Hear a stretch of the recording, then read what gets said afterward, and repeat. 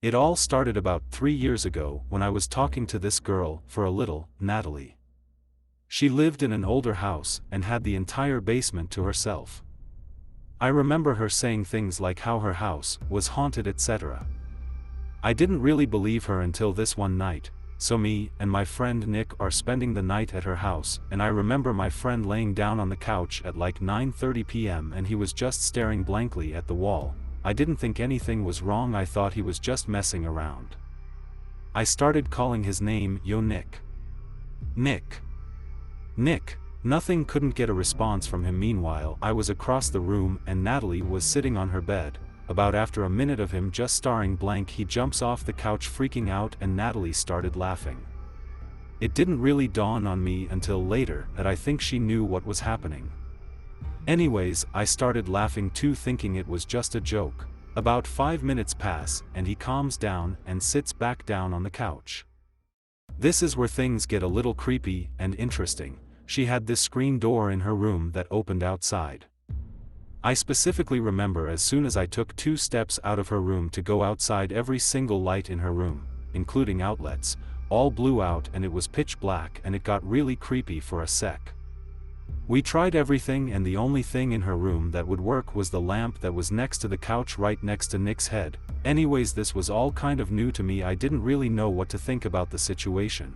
I then remember things getting weird in the room, like Natalie was getting super agitated over the littlest things and wouldn't let me sleep in her bed. So I was like, whatever, I'll just sleep on the floor at the foot of her bed. I remember I just could not fall asleep that night. I was laying there while everyone else was asleep when I had a sleep paralysis type feeling. I couldn't move or anything. I remember this happened to me once while I was young and all I could think to do was pray. I started saying the Our Father prayer in my head. When about halfway through it stopped and I just tried to go back to bed. About 30 seconds pass and it hits me again and I can't move. This is giving me chills just typing this. So I start praying again and again. Halfway through the prayer it stops. At this point I was like, whatever it is, it's gone. Until about 30 seconds pass again, but this time was much more frightening. I remember it felt as if someone plugged me into an outlet. I was being shocked, my whole body was kinda shaking, and whatever it was holding me down hard. I remember trying to move my arm as hard as I could to rip the blanket off Nick to wake him up and help me, but in my head I was saying the Our Father and it left halfway through again. At this point I was freaking out. I was literally scarred for a few months after that. I literally slept in the same room as my mom for a month or so. It took me a while to kinda make sense of what happened that night, but I think some entity or demon or something it tried messing with my friend Nick, and when I laughed and taunted it, it targeted me. This story isn't over yet. Another thing happened to me about 2 years ago when I moved into my new house, which I still live in today. I remember my aunt was visiting and it was late at night, around 2 a.m. I was just chillin' playing video games, doing my thing, when I hear this weird sound to my left or right. I had my gaming headset on, so I just ignored it and kept playing. When I thought I heard the same sound the second time from behind me on my bed, I took my headset off to wait and hear it again to find out what it was. I sat there for like 2 minutes just waiting when I heard this sound right next to me, who is literally all could make out, and it was just weird and it creeped me out. So I ran into my mom's room and told her something was making sounds in my room, and she was like, oh, it probably just the sprinkler system or some BS, and went outside to look. I remember I walked back into the hall to my room and stood there waiting for my mom to come back inside when I literally heard the loudest "who" in my ear. I ran outside of my house crying and freaking out. My mom thought I was crazy. I remember hearing the voice another time while I was trying to sleep, and I just kept telling it to go away, and I haven't had any crazy stuff happen since. Even though I do get sleep paralysis sometimes, most recent experience I had was like a presence of a woman in my room and I couldn't move.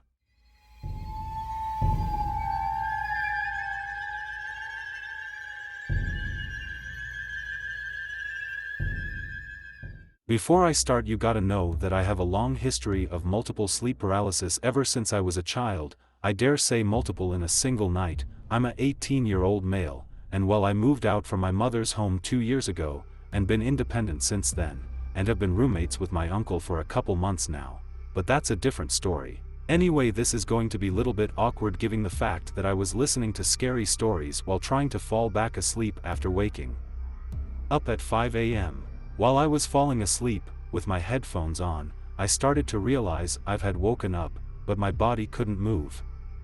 Now it was weird for me given the fact that I've hadn't had any sleep paralysis recently for a very long time, but I knew what I was going through. My vision started to blur, my head felt heavy, but I could still hear the voice coming out of my headphones narrating a story. The strangest thing is that I somehow managed to move my hand and tried to take off my earbuds. As much as I tried, I couldn't take them off. It's as if they were glued to my ears. I somehow managed to take them off, but here's where it got freaky. I could still hear the voice, your voice, unit number 522. I touched my ears and checked if there were anything there. Nothing. I couldn't feel the earbuds at all. I was weirded out. Yelling at my uncle, calling his name to see if he could hear me, but there was no answer. Every time I tried to yell, my voice got weak. It's as if instead of yelling I was whispering in a loud way, and that's when I started to see things like demons and deformed faces, just staring at me and evilly smiling. I can't explain how they looked, but they were flashing in the ceiling. Weird, right? Yeah, I know. As I was sort of freaking out, I literally did what any young kid would do, and hid under my blanket. Not BC, I was very scared or frightened for my life, but to see if those faces would go away, though they did. It doesn't end there. Here's where the most freaky and weird thing happened.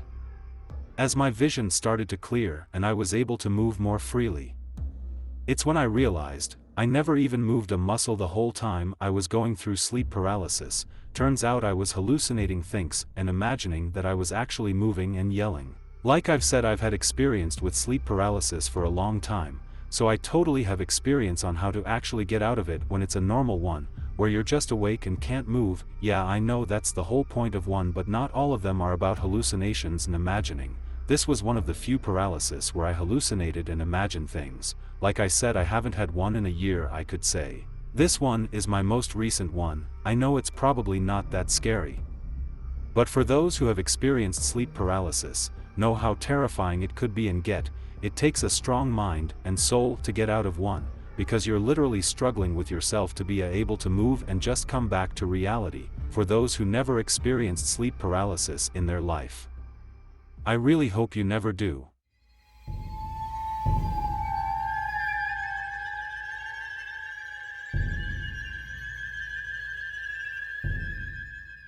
So, this happened in recent times, and honestly, I don't know what to believe anymore. I am a 23-year-old male. When I was 10 years old, my cousin Judith lost her parents in a car accident. My parents adopted her and we grew up together. She studied in the same school as me and moved out as soon as she turned 18.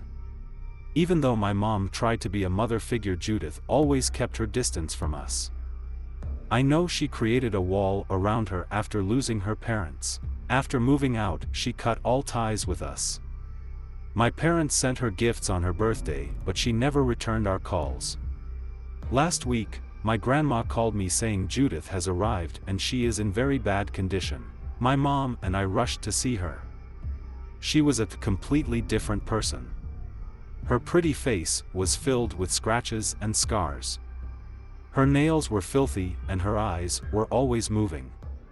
Judith got into severe heroin addiction. We took her to the doctors and helped her to get over it. I still remember those nights when she woke up screaming because of her withdrawal. She scratched her skin so badly that her flesh tore up and started to bleed. I had to come back for my work, but my parents stayed with my grandma to take care of her. I stay in a small, one-bedroom apartment. One night, I was sleeping in my room. Suddenly, I woke up hearing a knock on my door. I got up and walked to the main door. I was thinking who it could be at this hour of the night when I saw Judith standing in front of me. I obviously didn't expect her because last time when I talked to my mom, she told me Judith was living in rehab. Judith? How did you come here? Is everything all right? Judith didn't say anything, she just smiled and slowly walked in. Her face was different this time. She was looking calm and pale at the same time. I closed the door and followed her into the living room. She stood near a shelf and kept staring at our childhood photograph that I kept there. "Judith, is everything all right? Does Mom know you are here?" She turned around and kept staring at me as if she forgot to speak. I got worried thinking she might have escaped from rehab and came here.